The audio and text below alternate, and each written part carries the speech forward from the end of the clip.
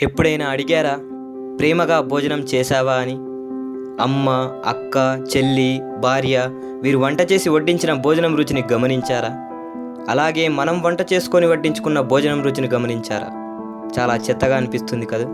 ఆకలవుతుందని తినడమే తప్ప అసలు ఆ తినడంలో ఏమాత్రం స్పందన ఉండదు. ఆ భోజనం పట్ల మమకారము ఉండదు. కానీ అదే అమ్మ కానీ, చెల్లి కానీ లేదా భార్య కానీ వడ్డిస్తున్నప్పుడు జాగ్రత్తగా గమనించండి. వారు వడ్డించే పద్ధతిలో అభిమానం, ఆప్యాయత, ప్రేమ మనం కడుపు నిండా తినాలని ఆశ కొట్టొచ్చినట్లు కనిపిస్తాయి కదూ.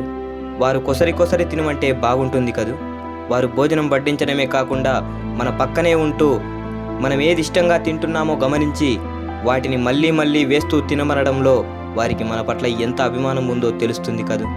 మనం తక్కువ తిన్నట్లు అనిపించినా వారు మనపై చూపించే చిరు కోపాన్ని గమనించారా? అది కోపమా? కాదు కదా.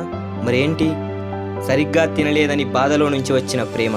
మనం ఎక్కడైనా ప్రయాణిస్తున్నప్పుడు లేదా సమయానికి భోజనానికి ఇంటికి రానప్పుడు మనకు ఫోన్ వస్తుంది, భోజనం చేశారా అని. అలా అడిగితే బాగా అనిపించిన వారు ఎవరైనా ఉన్నారా? మీకు ఎప్పుడైనా గుర్తుందా?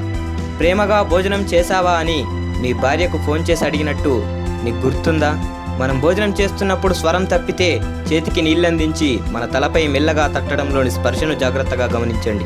మన పట్ల వారెంత జాగ్రత్తగా ఉన్నారన్న విషయం తెలుస్తుంది. మనం అన్నం తిన్నాక చేతికి టవల్ అందించినప్పుడు ఆమె కళ్ళలోకి ఎప్పుడైనా చూశారా? మనం కడుపు నిండా తిన్నందుకు ఆమె కళ్ళలో కాంతి కనిపిస్తుంది. మరి ఇంత ప్రేమను కురిపిస్తున్న ఆమె పట్ల మనం ఎంత విశ్వాసంగా, బాధ్యతాయుతంగా ఉన్నాం? ఆమె మన పట్ల చూపిస్తున్న ప్రేమలో, అభిమానంలో ఆమెకెంత తిరిగి చూపిస్తున్నాం? కుటుంబ సభ్యులతో కలిసి భోజనం చేసే వారెంతమంది? గోరుముద్దలు తినిపించిన తల్లితో కలిసి తినే కొడుకులు ఎంతమంది?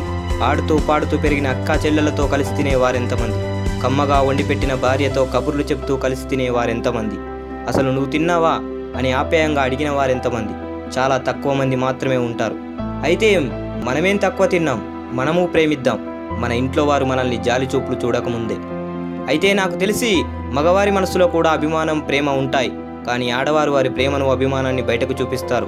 మగవారు మాత్రం మనస్సులోనే దాచుకుంటారు. దాన్ని బిడియమంటారో, మొహమటం అంటారో లేదా ఈగో అంటారో నాకు తెలియదు.